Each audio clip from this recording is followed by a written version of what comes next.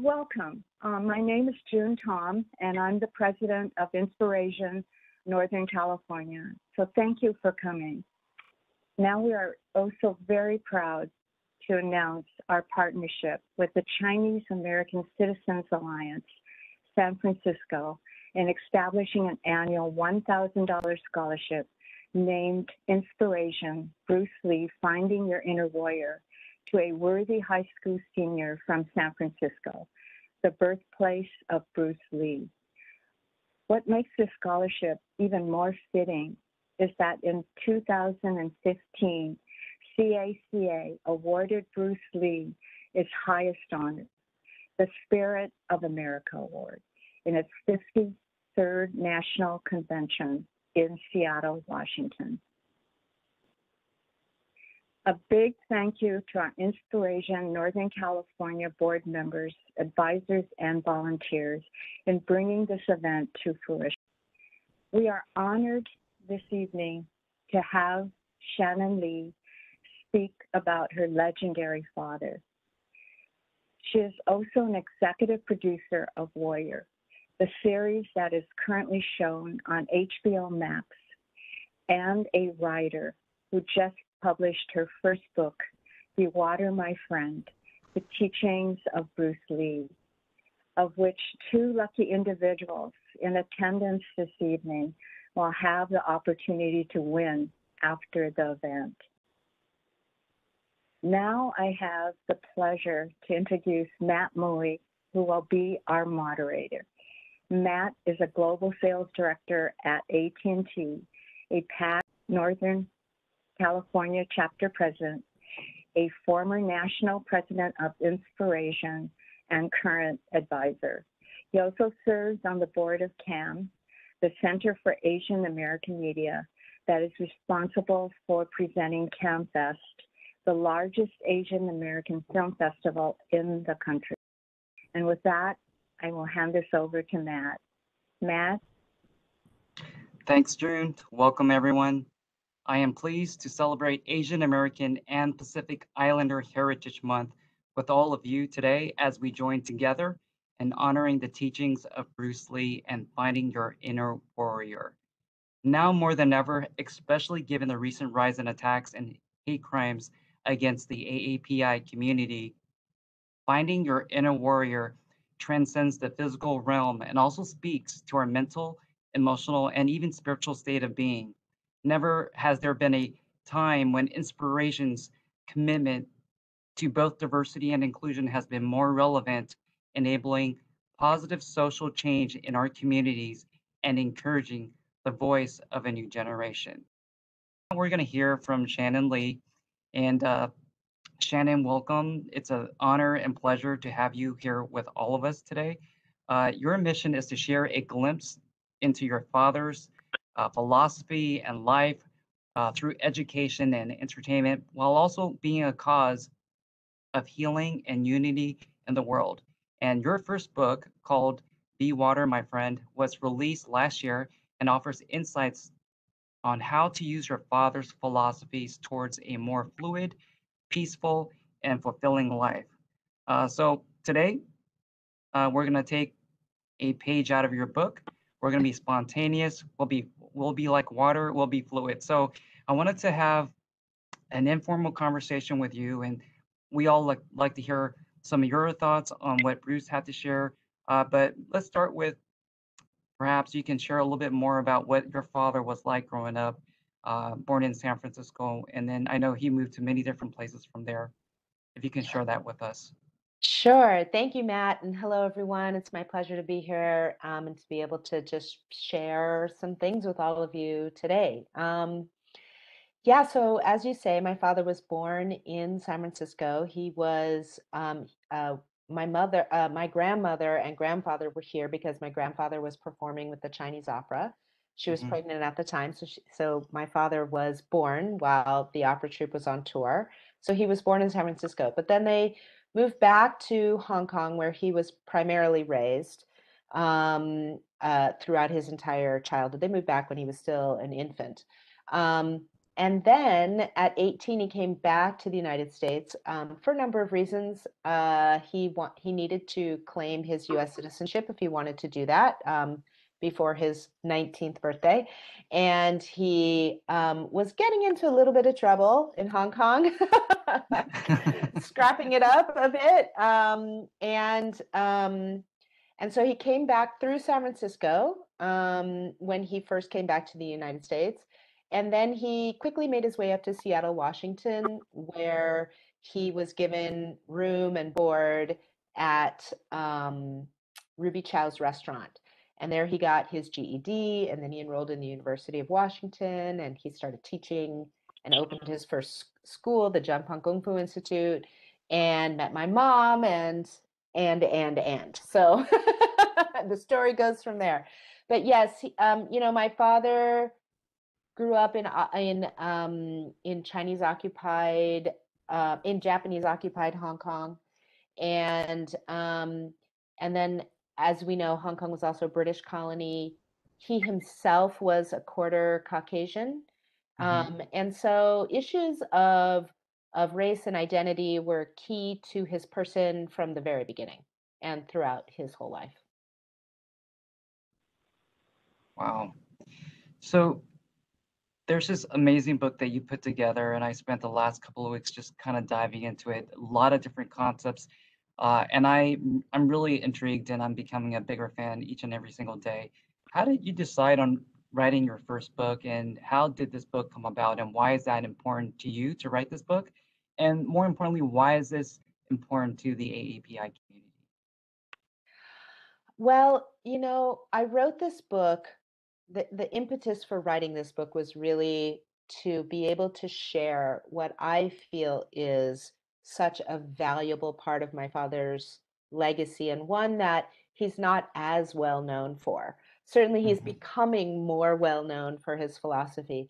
But if you pick up this book and you read it, you start to really get the understanding that he was not just a casual philosopher. Like, he was a real practiced, studied, self-educated man with a process who worked on his being, on his mind, on his life, on not just his physical body, right? And his martial arts, which was all a part of it. Certainly, martial arts was sort of his way into the world, quite frankly. He was passionate about it, but he also understood the mental, emotional, spiritual aspects that came along with the practice of martial arts in addition to the physical. And so, I've been a promoter of the totality of who he was, his whole legacy, which includes his philosophy, which includes his practices.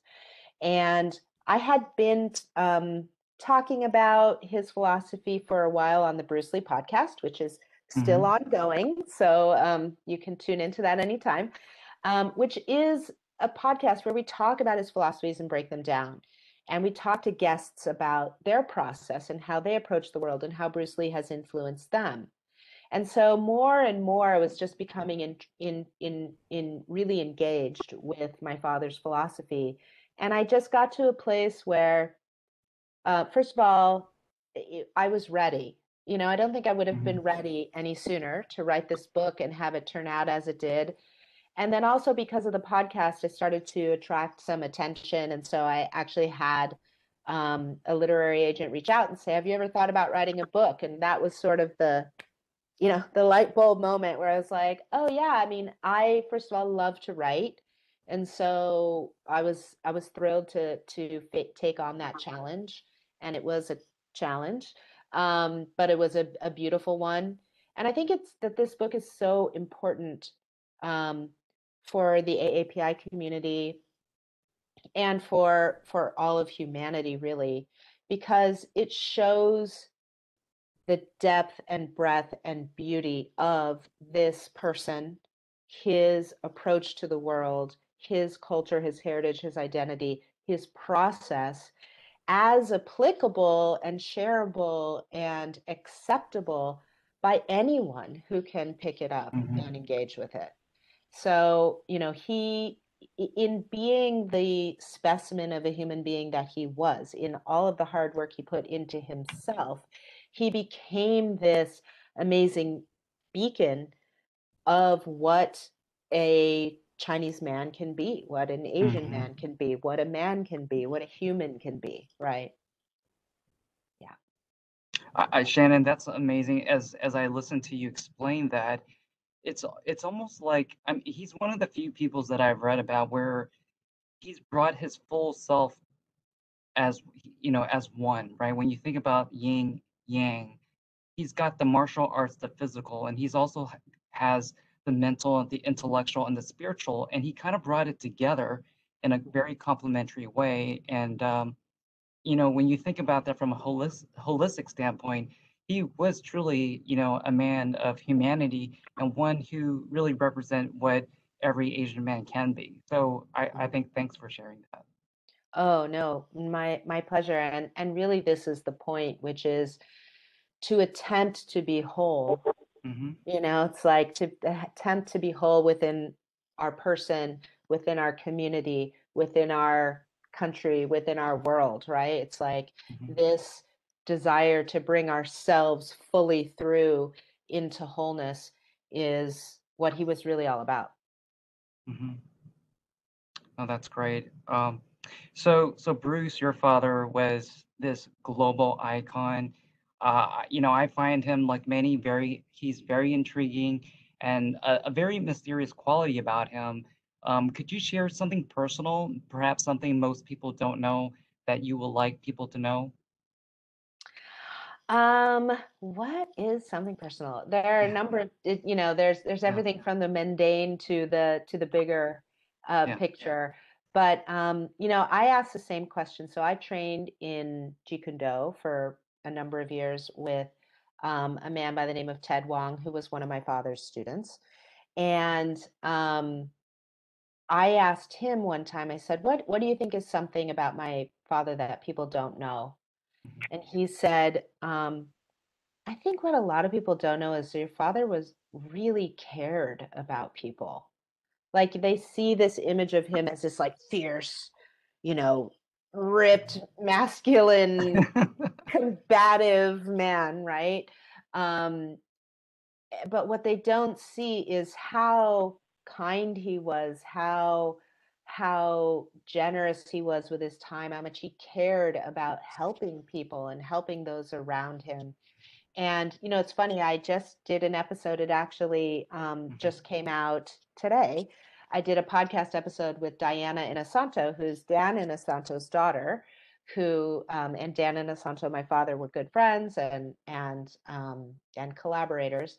And and I asked her the same question, what's your favorite story about my dad? And she said, I love this story that my mom told me about how your dad was out on a run and he found an injured bird and he scooped it up and he brought it home and like nursed it back to health and then released it back out into the wild.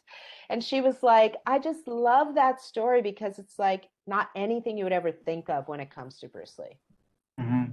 Well, yeah, when you think about how the brawnness and the brains, but he was also very delicate and Yeah, very nurturing in that way. Thanks for sharing that. That's beautiful. sure. Um, so we've kind of read in some of the stories I've read, right? He was kind of an outsider in Hollywood, right? But he became the first Asian American male actor and prominent figure, and in my viewpoint, a hero to take on a lead role in on the big screen. So, but we all know that it didn't wasn't really easy for Bruce to get to where he was, right? And there were a lot of struggles that he had encountered. Could you share some of those struggles as an Asian American trying to make it in film and television? Sure. Well, you know, I'll speak specifically to Hollywood because that's really where his struggles were. My father was an actor as a child, so he was in up to 20 films, around 20 films as a child and young man in Hong Kong. But he gave that all up when he came to the United States, and he was Mhm. really focused on his education and on teaching martial arts. And he had this dream that he was going to open martial arts schools all over the place. And he was discovered, by Hollywood. He was giving a demonstration at the Long Beach International Karate Tournament, and he was discovered by a hairdresser to the stars who knew he had a client who was looking for an Asian man for a role. And so they called my father in for a screen test. And so it had this very sort of like charmed beginning, but that was about as far as the as the charm went. Because as we know, he did end up getting a role as Kato in the Green Hornet. And even right from the get-go, first of all, he was paid way less than anybody in the show. He had to act, they sent him to an acting class, and then he finally had to write them a letter and say, it's great you're sending me to this acting class, but I don't have I have hardly any lines. So you're kind of wasting your money. So you should really give me some lines, and then maybe this would be worthwhile for all of us. And then when the show was canceled, he could see very, very clearly, as any Asian person could see, that representation in Hollywood was very, very slim. That if there were Asian actors and things, um, a lot of the roles, not all, but a lot of the roles, most of the roles were very stereotyped, very caricaturish. And then a lot of them were not even played by Asians. They were played by Oh, no. Caucasian people. So as we know, right? And he could very clearly see this, and he was sort of aghast. And he just said, I refuse to take any role that I think is demeaning to my cultural identity. And so that meant there were a lot of roles that he was not going to be taking right off the bat. And then, he said, and on top of that, I see what I need to do. I need to show people what a true and authentic representation of an Asian person is in Hollywood, in the West, in media. And so he started down that road, and he auditioned, once Green Hornet was over, he auditioned. It was very hard for him to get roles, even though he had friends and students that were, um, the head of Warner Brothers Studios and Steve McQueen and James Coburn and all these people. It was still very hard for him to get parts. So he started creating his own parts. He wrote his own ideas for TV shows and movies, tried to get those made and could not get those made, and was told that a Chinese man could not be a lead. And so he finally said, okay, then I am going to go to Hong Kong, and I am going to make a name for myself there, and then you will see what I have to offer. And he was very much thinking about, the Clint Eastwood model of the spaghetti westerns, how Clint Eastwood had to go to Italy in order to get parts, in order to, show his talent. And he thought, I can do the same thing. So he went to Hong Kong. He discovered there was an appetite for him to be in projects there. And the rest is history, as they say. Hollywood finally came back and came calling. That's amazing. I mean, that's all about resilience and persistence. So you talked a little bit about this. Hollywood and media has such a huge impact on shaping perceptions of our community. What needs to change with Hollywood and media, and what can we all do to help affect that change? You know, I think it's amazing that finally now, I mean, if you think about it, my father had this huge impact in Hollywood and in representation in Hollywood back in 1973. And then he passed away, as we know, and then the progress slowed down quite a bit between then and where we are now. But now we're in a moment of time where we're having the conversation, and we're having the discourse, and there's more opportunity and more opportunity, and which is a wonderful thing. But there is a long ways to go still. Um, it's one thing to say to have more opportunity, and it's another thing to have there be an equality and an equanimity and an even playing field in terms of um, who is in power, who is making the decisions, who is it, who wants who the audiences are that we get to tell stories to, and then also not just telling like our stories, but including that our story as an AAPI community includes just a regular everyday story, like being able to star in a rom-com or be able to star in, without it having to only be those roles reserved for only certain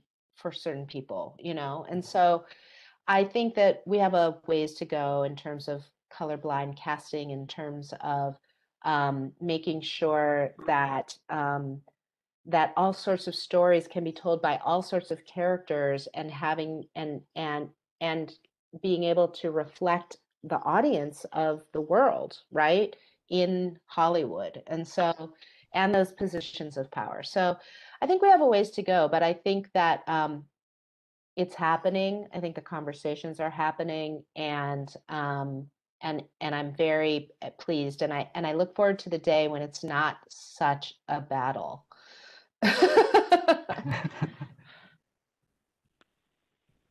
So your father really muscled through Hollywood. The theme of our program is all about finding your inner warrior.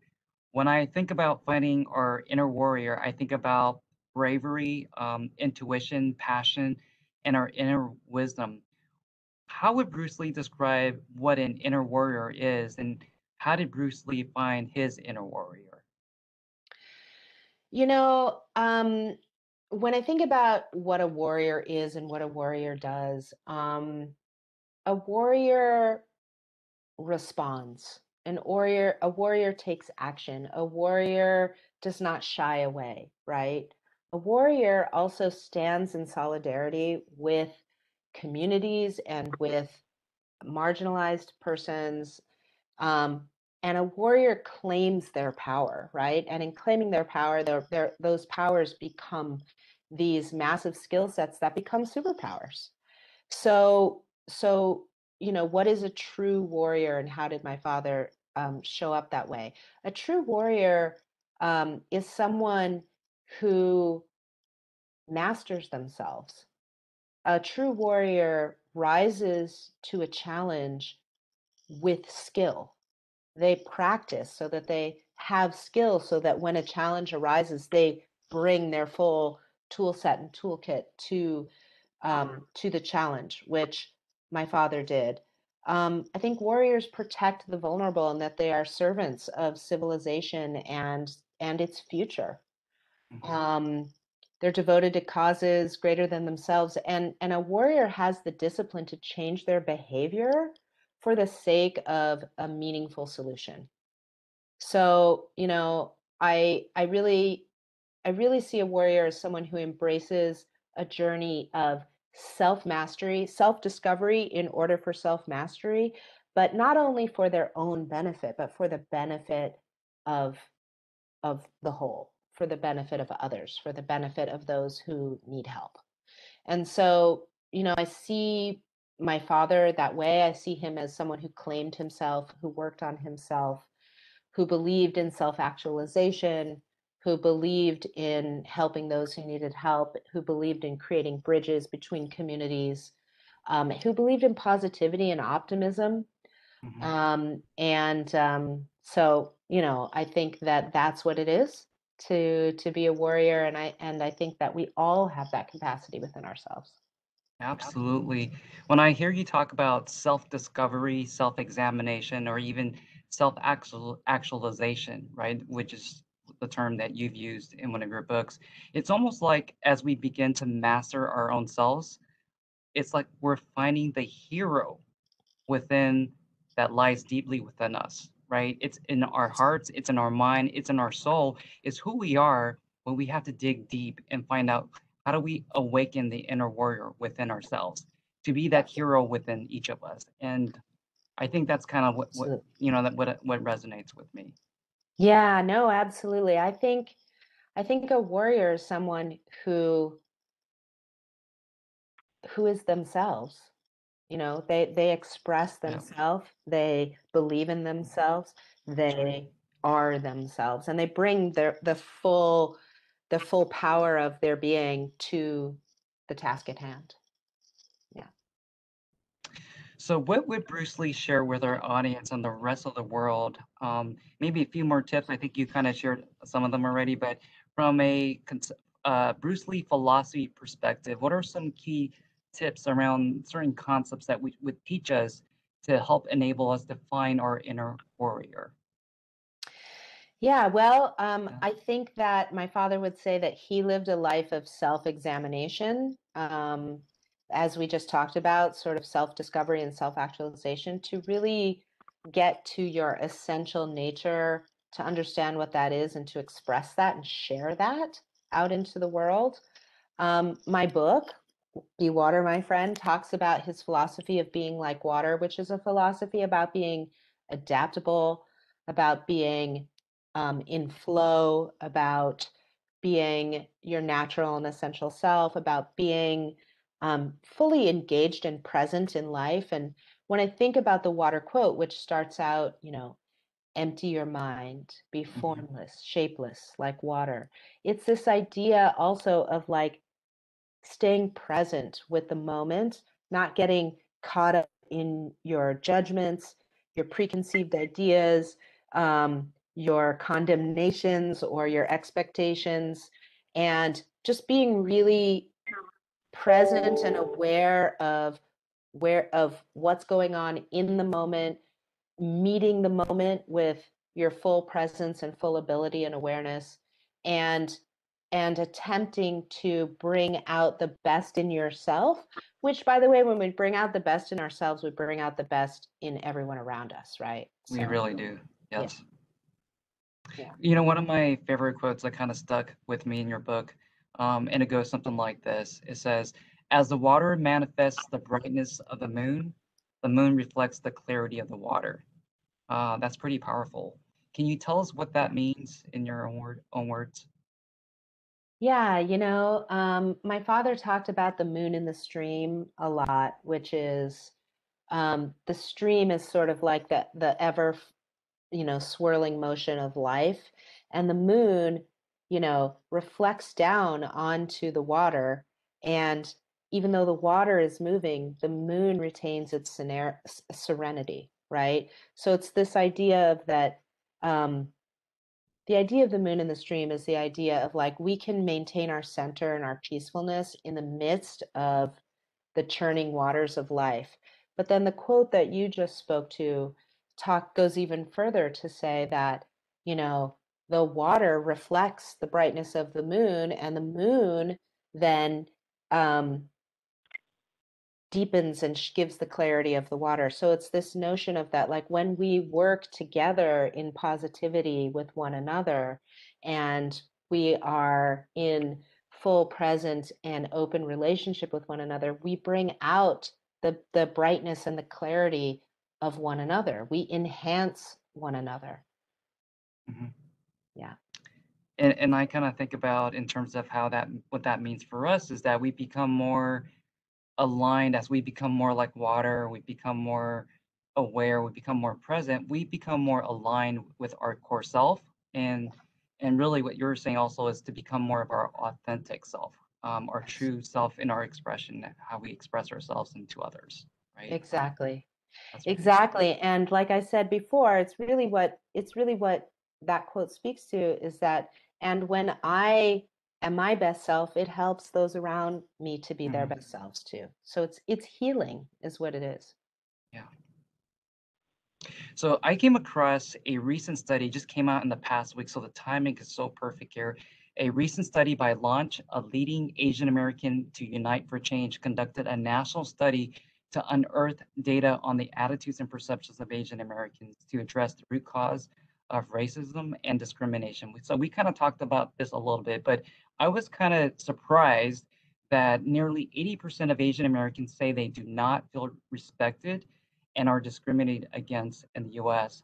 But what was more interesting was that when they were asked in the survey who they can name as a prominent Asian American figure, they couldn't name the number one answer. They couldn't even name a few key people like Kamala Harris or Andrew Yang or Jeremy Lin, recent Asian American figures. So the comment number one cited answer was, I don't know, at 42%. It was followed by Jackie Chan, and number three was Bruce Lee. So after, from 1973 to now, these are the same names that they've kind of remember as prominent Asian figures.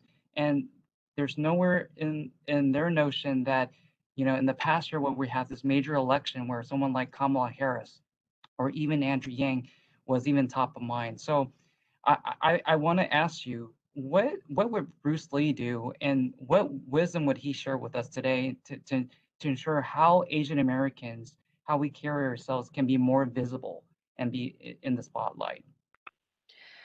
Yeah, well, I think it goes a bit to some of what we've already been saying, which is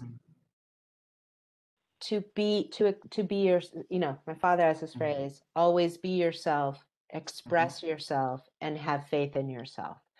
So it's not to, it's not a need to be loud and obnoxious or like getting in people's faces or anything like that.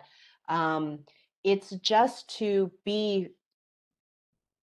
have a voice, just to express your voice, just to share your being, to share your experience, to reach out and let people see this part of you, your culture, your heritage, be a part of helping people to understand the beauty of who you are, right?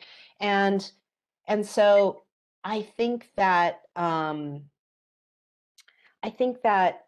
in doing that, we, they say this all the time. It's like, oh, well, I thought this until I made a friend who was different from me, and then I understood this differently, or until I had a family, someone, marry into my family, and then I suddenly realized, like, oh, my perception changed. And so it's like not only incumbent on AAPI community to make that change, it's incumbent in others to seek out things that can help shift their perspective and broaden their perspective. But part of the way that we do that is by having a voice, by sharing who we are. And that might not be the most comfortable thing. Exactly. I was just going to say that. Yeah, it's not always the most comfortable thing. And like I said, you don't have to be up on a soapbox about it. It's just about having an open, forward, friendly attitude and quality about you, so that people see you for you, and they happen to see that you that they have become friends with happens to have just, certain attributes that then becomes part of their experience. So it's really just about the attitude. Like, my book again is called Be Water, My Friend. That's because that's how that quote ends. And the whole last chapter is dedicated to the idea of being a friend. And what is it to just move through the world with the attitude of friend, as opposed to the attitude of I don't know you, I don't know you, I don't know you. I need to have fear or suspicion or doubt, Right. And so if we can make that slight adjustment, and it's not to say we shouldn't be unsafe or any of those sorts of things, but just that slight adjustment of I'm going to walk through the world as if the world is, as if I'm friendly, as if others may be friendly, as if there's an opportunity for friendship wherever I go. And I think that is a way that my father walked through the world. That's wonderful. Thanks for sharing that. I like that. Is there something fundamental that people tend to misunderstand about your father's legacy or philosophy that you would like to emphasize or set right? It's funny with over this past year with the pandemic, with Stop Asian Hate, all of the Asian hate crimes, with Hmm. George Floyd, with all of these things that have been going on, with Me Too, with all these things that have been going on in the world, so many things that light is being shed on, thankfully. Um, through our social media accounts at times, we have said, oh, Bruce Lee was all about this. He was all about unity. He was all about togetherness. He was all about, racial harmony, about inclusiveness and all this sort of stuff. And when we have made posts about that, occasionally people are like, just get to the martial arts and stop talking about that. And I'm like, hold on a minute, Bruce, but this is quintessentially essential to who Bruce Lee was. He would not have been Bruce Lee if he were not inclusive and unifying and willing to teach people who were non-Chinese martial arts and doing projects with people from all different backgrounds and telling his stories and his culture's stories and those types of things. He would not have been who he was. This is Bruce Lee. And so, I just want people to understand, as I think, everyone here listening now does, if they didn't before, and that some people know, but that this is this is a root cause for Bruce Lee, which is to be inclusive and to be unifying, and that his philosophies were all about that, and to not misrepresent that just because he worked on himself, that meant that he was in any way self-absorbed or selfish. He would Hmm. say, he had a quote that said, be proficient in your field and in harmony with your fellow man. So as you mentioned before, yin yang, it's like it's Yep. never one without the other. Right. Yep. It's just like the title of your book, Be Water, My Friend. That's Mhm. so interesting. Thanks for sharing that. Yeah. All right, we're getting really close to the top of the hour. We can go for another 2 hours here. We would love to invite you back. Would love to. I'm going to open up really quickly for a few Q&As. I got a few Q&As here, and people are really excited about your HBO Max show called The Warrior. And then we're starting the new season. It got a green light at season 3. Yep. Could you share a little bit about what your vision was around that and what you hope to accomplish? Maybe some of the things that maybe your father wasn't able to do during his time.